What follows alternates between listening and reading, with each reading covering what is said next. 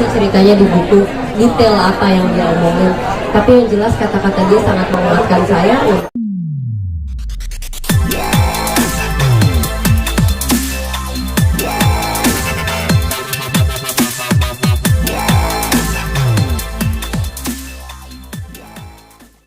Hari ini adalah grand launching rilis buku novel cerita adik yang kemarin pada saat pre-order itu tanggal 28 kita membuka 1.500 cetakan dan alhamdulillah hari ini sudah 1.500 cetakan. Jadi hari ini hari dimana buku novel cerita adik akan ada di seluruh toko buku di Indonesia.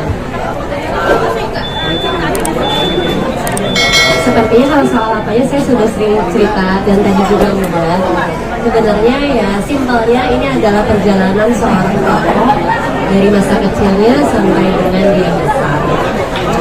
Banyak pelajaran yang bisa diambil, bukan hanya dari kebaikan yang dia lakukan, tetapi banyak dari kesalahan yang dia lakukan mungkin bisa kita pelajari supaya kita cegah.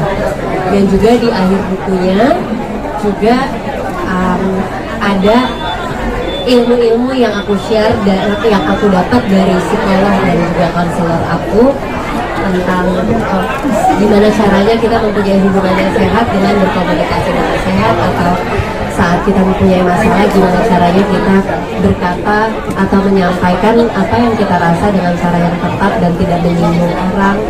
Dan banyak hal-hal ilmu-ilmu yang aku dapatkan yang aku share juga di sini. Jadi ini bukan tentang biografi aku, tetapi ini tentang perjalanan seorang tokoh yang bernama Ade. Latar belakangi bagian ini Karena pada saat akhir proses dari rehabilitasi dan juga di akhir tulisan harian aku yang aku buat di panti rehabilitasi, aku melihat kejadian ini tuh sangat besar buat aku. Hikmahnya sudah aku dapatkan untuk diri aku sendiri. Kenapa tidak kalau misalkan ada kesempatan buat aku bisa bermanfaat juga buat banyak orang. Karena setelah kejadian setahun yang lalu, prioritas aku sudah tidaklah lagi untuk dunia. Prioritas aku adalah untuk menyenangkan Tuhan itu. Jadi dengan apa yang Tuhan itu memberikan kita masalah itu kan bukan hanya pengen aja, tapi pasti ada maksud di balik itu. Dan mungkin saja di sini saya diberikan kesempatan oleh Allah untuk bisa bermanfaat juga buat orang banyak, karena kita nggak tahu umur kita sampai kapan. Jadi teruslah berbuat baik, dan apa yang terjadi sama kita, apa yang bisa bermanfaat buat orang lain, bagikanlah.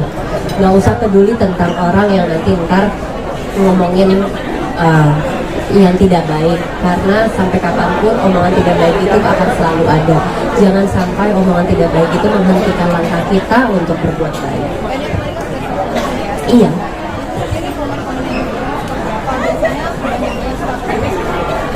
Alhamdulillah sampai sekarang aku sih cuma lihat dari instastories ya.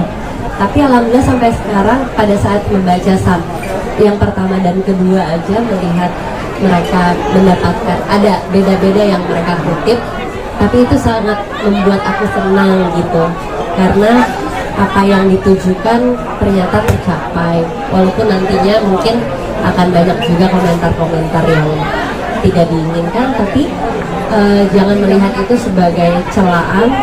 Aku akan melihat itu sebagai satu masukan.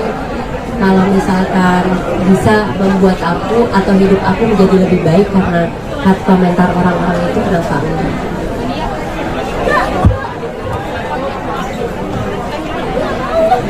Karena pada saat aku masih kecil dan sampai sekarang dipanggilnya Ade sih. Jadinya paling muda dan paling relate itu Ade. Tapi kalau misalkan nama-nama orang-orang satu keluarga aku, suami aku, pokoknya orang-orang yang ada di dalam buku aku semuanya aku samarkan. quote apa atau titipan apa yang bisa dibagikan ke Sebenarnya sih quotes itu sudah kita penggal jadi ada di video-video cerita akhirnya. Salah satunya ini bukan akhir dari segalanya, jauh lebih baik melanjutkan daripada mengeluhkan. Karena buat di posisi aku sangat mudah untuk cuma mengeluh, kenapa sih waktu itu gue kayak gini, kenapa sih kok gue bego banget sih gini. Tapi ternyata itu tuh aku melewati itu fase itu. Tapi ternyata kalau terus-terusan kayak gitu terus mau kemana? Mau ngapain? Hanya mengkasihani diri kita sendiri tuh buat apa?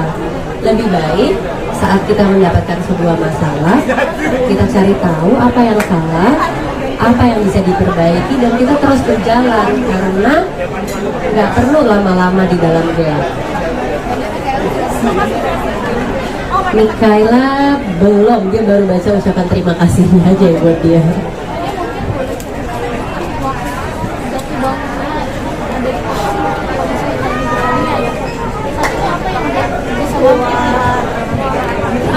Sebenarnya nggak langsung bangkit sih, karena kan ada di bulan-bulan awal memang menyalahkan diri sendiri, ngata-ngatain diri sendiri, terus mulai dari marah, mulai mengkasihani diri sendiri.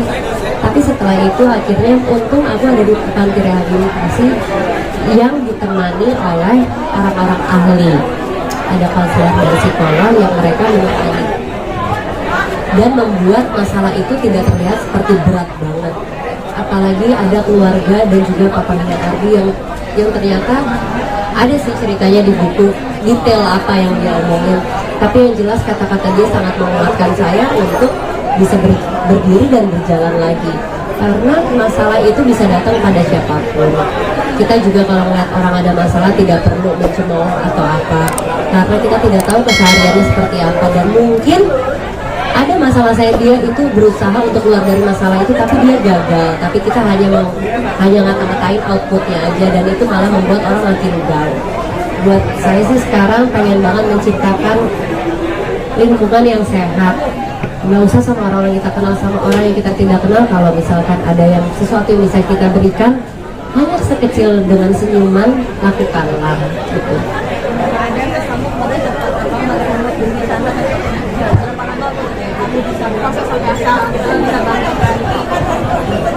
Aku di sana selama 10 bulan, tapi aku menutup diriku untuk belajar itu sekitar 2,5 bulan. 2,5 bulan itu cuma nangis, cuma ngata-ngatain diri sendiri, ya itulah. Tapi memang kita harus lewatin itu sih. Setelah itu akhirnya mulai mau terbuka dan mau belajar mencari tahu apa sih yang membuat aku sampai salah langkah. Yang aku pikir tadinya hidup aku oke-oke aja kok, kayaknya nggak ada yang salah, tapi ternyata setelah dikupas satu persatu, didampingi ahli, ternyata baru ketahuan banyak hal-hal, banyak kesalahan di dalam hidup aku, banyak cara yang salah untuk aku menghadapi sebuah masalah, banyak emosi-emosi atau perasaan-perasaan yang aku skip, karena biasanya karena yang benar adalah saat punya emosi atau perasaan itu kita kenali, kita terima, mau itu sedih, mau itu senang, bahagia atau marah, nggak apa-apa, kita terima. Kalau dulu misalkan aku ada sedih atau marah, selalu aku skip, udah lupa apa, geser aja, kemudian distract aja sama yang lain, sama ngobrol sama teman-teman kayak, atau enggak lagi sedih, aduh ngapain sih sedih-sedih, udahlah kita pikirin aja yang happy, nonton TV atau apa, tapi kan masalah sedihnya itu nggak selesai gitu. Dari situ aku belajar untuk lebih kenal sama emosi aku, dan aku nggak mau lagi mendistract atau mengesampingkan apa yang aku rasa. Oke, cukup ya. Ada satu lagi ya. Belajar tersebut, misalkan Pak rumah tangga dan menjadi seorang ibu. Hikmahnya itu sangat banyak.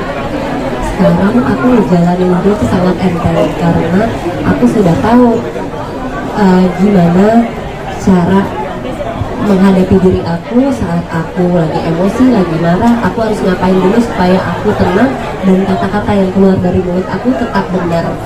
Karena kadang-kadang kalau kita lagi kesal, anak kita datang, kita suka udah di sana aja, nah itu kan menyakiti dia, itu membuat dia hatinya tergores dan itu akan membekas. Aku nggak mau lagi melakukan hal-hal seperti itu. Aku sudah belajar untuk gimana cara menghandle emosi aku, walaupun aku tidak bilang ke depannya aku akan lulus ya, karena semua masalah, karena kita hidup pasti akan ada masalah terus, tapi masalah ada untuk kita belajar. Yang jelas masalah kemarin itu untuk mendewasakan aku, pernikahan aku juga mengalami pendewasaan. Makasih ya.